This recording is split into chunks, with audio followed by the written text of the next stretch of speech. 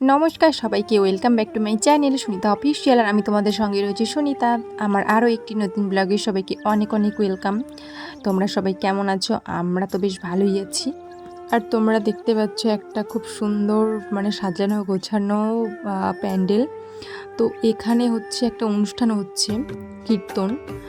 তো নাম কীর্তন হচ্ছে, হরিনাম কীর্তন হচ্ছে। আর ওই যে ওই দিকটায় মন্দির আছে, প্যান্ডেলের পেছনে মন্দির। তো এটা আমার বাড়ির পাশেই, শ্বশুর বাড়ির পাশেই অনুষ্ঠানটা হয়, বছরে একবার হয় চৈত্র মাসে। আর এই দিকটায় দোকানপাট বসেছে। আরও ওই দিকটায় যেখানে আমার বরের আড়ত আছে ওইখানটায় আরও অনেক দোকান বসেছে। আর এই দেখো আমরা চলে এসেছি মন্দিরে। তো এটা আমাদের হরি মন্দির, আমরা দোতলায় আছি। তো এখানে নারায়ণ ঠাকুর আছেন, আর নিচের যেটা আছে সেখানে রাধা কৃষ্ণ গৌরনিতাই ওনারা আছেন, আর ওপরে নারায়ণ। আর এই দেখো এখান দিয়ে কিছুটা দেখাতে পাচ্ছি তোমাদের বোধ হয়। দেখো প্যান্ডেল লোকজন সব কীর্তন শুনছে। আর এই যে আমাদের নারায়ণ ঠাকুর। তো তোমরা সবাই জানো নিশ্চয়ই যে নারায়ণের আর একটা রূপই কৃষ্ণ। তো ওই জন্য ওনাকে এখানে উপস্থাপনা দোতলায় উপস্থাপনা করা হয়েছে। আর নিচে আসুন শ্রীকৃষ্ণ রাধা গৌরনিতাই ওনারা সবাই আছেন। আর এখানে দেখো ছোটো করে একটু কোইন্সিডেন্ট হয়ে গেল বাচ্চাটার সাথে, আমি দেখিনি, রিলস বানাচ্ছিলাম তো ওইরকমভাবে এটা হয়ে গেল। আর এইখানটায় দেখো এই ছবিটা এত সুন্দর। তো এখানে আমরা রিলস বানিয়ে নিচ্ছিলাম। আর তারপর রিলস বানানো হয়ে যাওয়ার পর তারপর আমরা নিচে নেমে গেলাম। আর দেখো এটা কিন্তু বেশ উঁচু ছিল, ওঠার সময় তোমাদেরকে দেখানো হয়নি, তো এখন কিছুটা শেয়ার করছি। দেখো তো এটা যেহেতু দোতলা, আর এখানে ছেলেমেয়েরা সবাই এসে আড্ডা দেয়। তো জায়গাটা খুব সুন্দর, জন্য ভালো লাগে। আর এই দেখো আমরা চলে এসেছি আর একটা জায়গায়, আমাদের এখানে একটা রেস্টুরেন্ট আছে। যদিও এখানে সব নিরামিষ, কেননা আমাদের এখানে যখন কীর্তন হয়, অনুষ্ঠানটা যখন হয় তখন 6 দিন নিরামিষ চলে, 6 দিন হয় 6 দিন নিরামিষ চলে। তো এই রেস্টুরেন্টে সব কিছু নিরামিষই। তো আমরা অর্ডার দিয়েছিলাম পিৎজা। তো পিৎজাটা পনিরের ছিল, নিরামিষ পিৎজা। আর আরও একটা দিয়েছিলাম অর্ডার, একটা ড্রিঙ্ক ঠান্ডা, এই যে মজিটো। তো পিৎজা আর মজিটোই খেয়েছিলাম। আর খেতে খেতে আমরা অনেক গল্প করছিলাম, কেননা আমার যে বান্ধবী আমার সাথে ছিল ওর সাথে অনেক দিন পর দেখা হয়েছিল। তো সেই জন্য হয় না যে অনেক দিন ধরে কথা জমে থাকলে যখন অনেক দিন পর একদিন দেখা হয় তো কথা শেষই হতে যায় না। তো সেই জন্য আমাদের এখানে বসে বসে বেশ আড্ডাটা জমে গেছিলো। আমরা তো যদিও কীর্তন অতটা শুনিনি, তো এখানে এসে আমাদের হাফ টাইম চলে গেছে, বাট সত্যি প্রচুর এনজয় করেছি, কেননা বান্ধবীর সাথে অনেক দিন পর দেখা হলো। আর এই যে আমার বান্ধবী যার কথা বলছিলাম, ও কলকাতা থেকে এসছে, কলকাতায় জব করে। এই যে আর একজন, ও বান্ধবী হয় না, আমাদের থেকে ছোটো, বান্ধবীর মতনই বলতে পারো। আর এই যে ও কলকাতা থেকে এসছে, কালকে আবার সকালবেলায় চলে যাবে বাড়ি। এখানে স্কুল লাইফের ফ্রেন্ড, আমরা স্কুলে একসাথেই পড়েছি, স্কুল টিউশন সব একসাথেই ছিল। তো কালকেই আবার চলে যাবো, তো সেই কারণেই ওর সাথে একটু ঘুরে নিচ্ছে, আড্ডা দিয়ে নিচ্ছে। আমরা কবে দেখা হবে জানি না।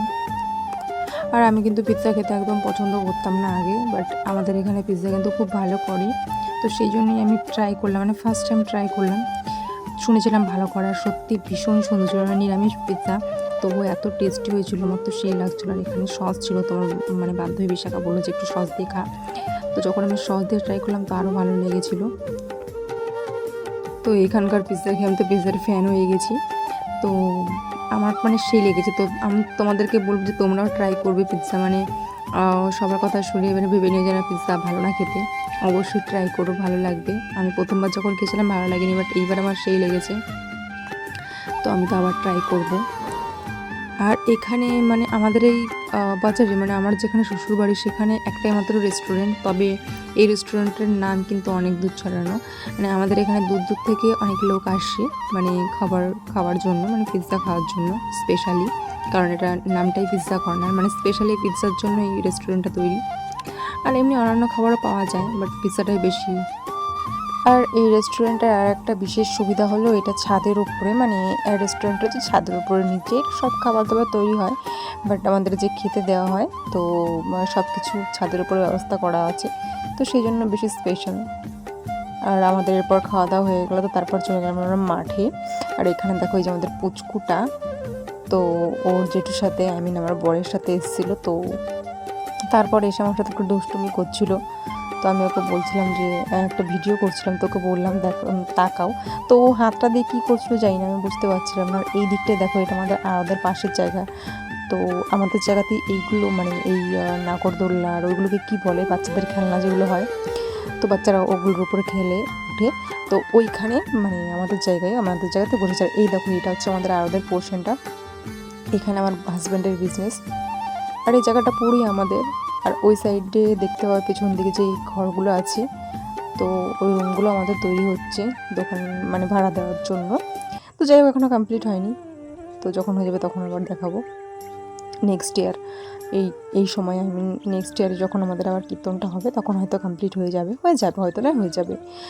আর এইখানে দেখো, এখানে নাম কীর্তন হচ্ছিলো। তো এখানে মানে সবাই নাম কীর্তন শুনছিল, আমরাও একটু শুনছিলাম, বেশ ভালো লাগছিলো।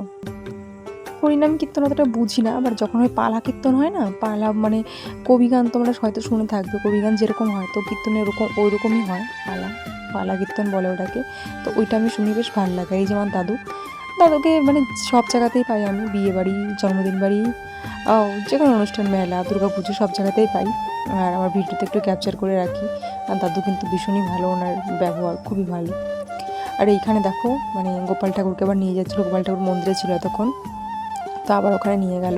আর এই যে আমাদের মন্দির মানে নিচের পোর্শনটা তোমাদেরকে দেখাইনি, তখন ওপরেরটা দেখালাম। এই যে আমাদের মন্দিরটা দেখো, আর এই যে এখানে এটাকে কি বলে আমি ঠিক জানি না, বাট এটা পরিক্রমা করছিল আমাদের এই মন্দিরটা, চারপাশে 7 পাক ঘুরে তারপরে পরিক্রমা করে, যাই হোক কিছু একটা রীতিনীতি কিছু একটা পালন করলো, ওটাকে কি বলে আমি ঠিক জানি না। আর এইটা আমাদের রোজই হয় সন্ধেবেলায়, তো আজকেও হচ্ছে। আর এটা একটা ঠাম্মা, ওই যে আরেকটা যে দাদুকে দেখলে, দাদু মানে ওয়াইফ। তো আমিও দাদুকে বলছিলাম, দাদু তুমি আর ঠাম্মা একসাথে দাঁড়াও, একটা ছবি তুলি। তো প্রথমে তো ওনাদেরকে ভিডিওতে ক্যাপচার করে নিয়েছিলাম। আর দাদু আমাকে বলছিল যে তুই যে ভিডিওটা করছিস বা ছবিটা তুলছিস সেটা আবার নেটে ছেড়ে দেবে না? তো আমি বললাম হ্যাঁ অবশ্যই, সে আবার ছাড়বো না, তোমার তো ভিডিওটা করাই ওই উপলক্ষে, না হলে ভিডিও করে কী লাভ। তো যাই হোক, এই যে এরপর আমার দাদুর সাথে চলে এলাম নাগরদোলা। দাদুকে খাইয়ে দাইয়ে মানে খাইয়েছি, দাদু আমাকে প্রত্যেকবার খাওয়ায়, তো এবার দাদুকে একটু খাওয়ালাম, নিজের মন থেকেই ইচ্ছা হলো। তো দাদুকে খাইয়ে দিয়ে নিয়ে এলাম নাগরদোলায় চড়বো আমরা। আর নাগরদোলায় আমি অনেক বছর চড়িনি, আমার ভালো লাগে না মানে মাথা ঘোরে। তো যাই হোক, এই দেখো অনেকদিন পর আবার নাগরদোলায় উঠে গেলাম। আর নাগরদোলা থেকে দেখো নিচটা কীরকম লাগছে, ভয়ানক। এটা তখন নাগরদোলাটা দাঁড়িয়েছিল বলে, তাই যদি মানে চালু হতো আমি তো করতামই না। আর মানে মাথাটা ঘুরছিল, এখনও মানে কি বলবো, মানে সেরকমভাবে স্টার্ট করেনি, 1-2বার ঘুরে তাদের মাথাটা ঘুরছে আমার। আর ওই দেখো আমার হাজব্যান্ড ওই যে পিঙ্ক কালারের শার্ট পরে ওখানে দাঁড়িয়ে আছে। তো আমাদের এই জায়গাতে নাগরদোলাটা বসেছে বলে আমাদের সবার মানে ফ্রি, মানে কোনো চার্জ কাটেনি। আর এই দেখো আমরা বাড়ি চলে এসেছি, দেখছি আমার দাদা ফোন করেছে। তো ওর আসার কথা ছিল, আজকে আসেনি, কালকে আসবে। এখনও কীর্তন 2 দিন আছে, 6 দিন হয় সব মিলে। আর এই যে রুমে এসে আমি একটু ভিডিও করে নিলাম। তো গাইস, তোমরা সবাই জানিও আমার ভিডিওটা কীরকম লাগলো, ভালো লাগলে অবশ্যই লাইক কমেন্ট শেয়ার করো। আর আমার চ্যানেলে যারা নতুন তারা চ্যানেলটাকে সাবস্ক্রাইব করে দিও। চলো দেখা হচ্ছে নেক্সট ভিডিওতে, ভালো থেকো, সুস্থ থেকো, বাই।